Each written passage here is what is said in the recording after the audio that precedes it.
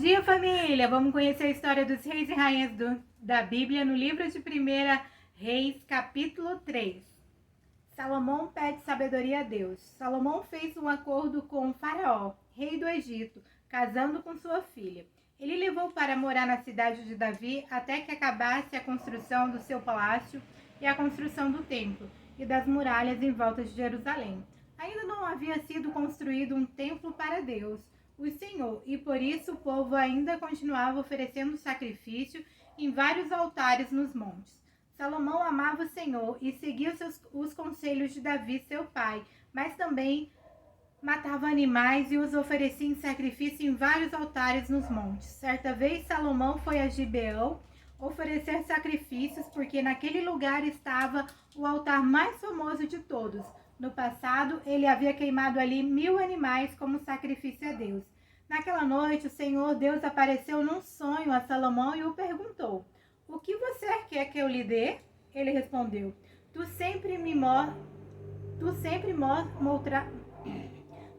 mostraste grande amor por Davi, meu pai, teu servo, e ele era bom, fiel e honesto para contigo.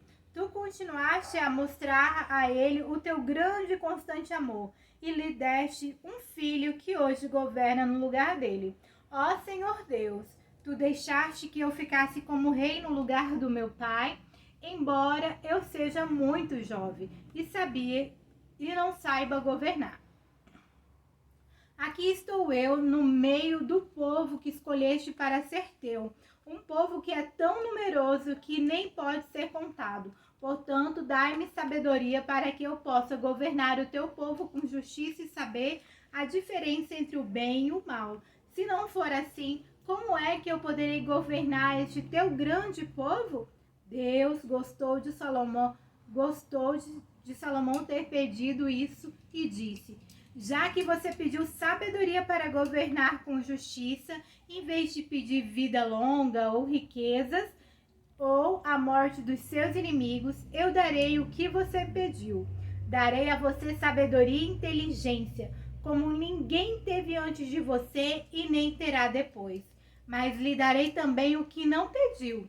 Durante toda a sua vida, você terá riquezas e honras mais do que qualquer outro rei. E se você me obedecer e guardar as minhas leis e os meus mandamentos, como fez Davi, o seu pai, eu lhe darei uma vida longa. Quando acordou, Salomão compreendeu que Deus havia falado com ele no sonho. Então foi para Jerusalém. Ficou diante da Arca da Aliança e apresentou a Deus ofertas de paz e sacrifícios que foram completamente queimados. Depois deu uma festa para todas as autoridades.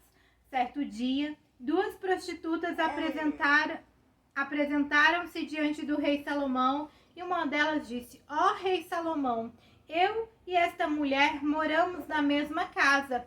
Eu dei à luz a um menino e ela estava lá comigo. 2 dias depois do nascimento do meu filho, ela também deu à luz a um menino. Somente nós duas estávamos na casa, não havia mais ninguém lá. Uma noite, ela rolou sem querer sobre seu filho e o sufocou.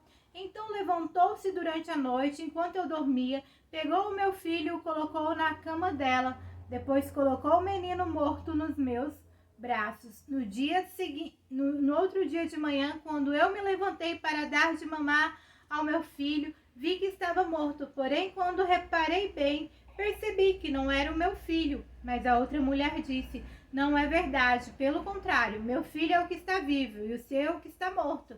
E a primeira mulher respondeu: não é não, a criança morta é a sua e a viva é a minha. E foi assim que discutiram na frente do rei. Então o rei Salomão disse: cada uma de vocês diz que a criança viva é sua e que a morta é da outra. Então mandou buscar uma espada e quando a trouxeram disse: cortem a criança viva pelo meio e deem metade para cada uma dessas mulheres. A verdadeira mãe do menino, com o coração cheio de amor pelo filho, disse: por favor, Senhor, não mate meu filho, entregue-o a esta mulher. Mas a outra disse: